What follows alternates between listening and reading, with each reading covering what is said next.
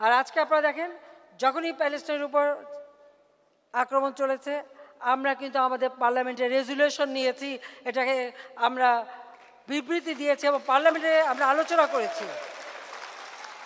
আমরা সবসময় প্যালেস্টাইনের ভাই বোনদের পক্ষে, সবসময় কিন্তু ফিলিস্তিনের সাথে আছি। প্যালেস্টাইন জনগণের পাশে আমি সবসময় আছি। আন্তর্জাতিকভাবে যেখানেই যাই সেখানেই কিন্তু আমি তাদের কথা বলি যে সকলকে এক হয়ে প্যালেস্টাইনের অধিকার প্রতিষ্ঠার জন্য আমরাও তাদের সাথে আছি, আমাদেরও লড়তে হবে। আমি দেখি অনেকেই চুপ থাকেন, কারণ অন্য যারা এই ধরনের ঘটনা ঘটাচ্ছে তারা আবার নাখোশ যদি হয়, তাই যারা নির্যাতিত লোক তাদের কথা বলতে সাহস নাই।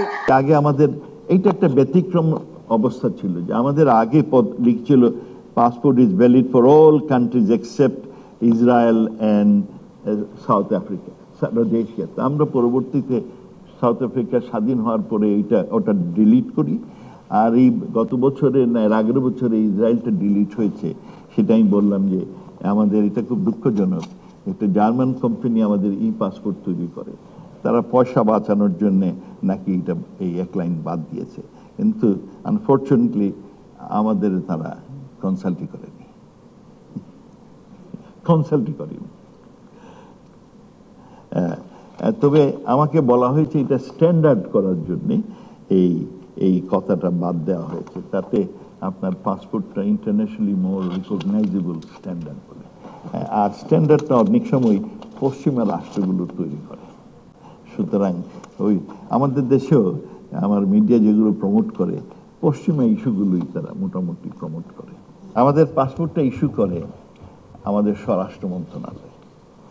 নতুন যখন ই পাসপোর্ট হলো, আমাদের দেশে একটা আইন নিয়ম আছে যে অন্যান্য মন্ত্রণালয়ের সাথে আলাপ করে করার কথা, কিন্তু যখন এটা ইস্যু হয় আমার মন্ত্রণালয়ের সাথে, আমি তখন মন্ত্রী ছিলাম, আমার সাথে তো আলাপ হয়ই নাই, আমার মন্ত্রণালয় কারোর সাথে আলাপ হয়েছে বলে আমি জানি না। পরবর্তীতে বিভিন্ন রকম অজুহাত দেখানো হয়েছে যেটা আমরা গ্রহণ করেছি। হ্যাঁ, সেই সূত্রে আমাদের এই অল কান্ট্রিজ এক্সেপ্ট ইসরায়েল সেটা ডিলিট হয়েছে। বছরে না এর আগের বছরে ইসরায়েলটা ডিলিট হয়েছে। আমাকে বলা হয়েছে এটা স্ট্যান্ডার্ড করার জন্য এই কথাটা বাদ দেওয়া হয়েছে, আপনার পাসপোর্টটা ইন্টারন্যাশনালি মোর রিকগনাইজেবল স্ট্যান্ডার্ড বলে। আর স্ট্যান্ডার্ডটা অনেক সময় পশ্চিমা রাষ্ট্রগুলো তৈরি করে।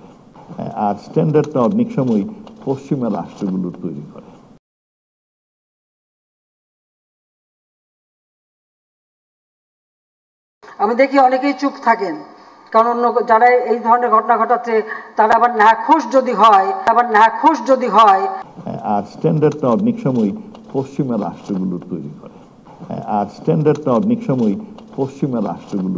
করে।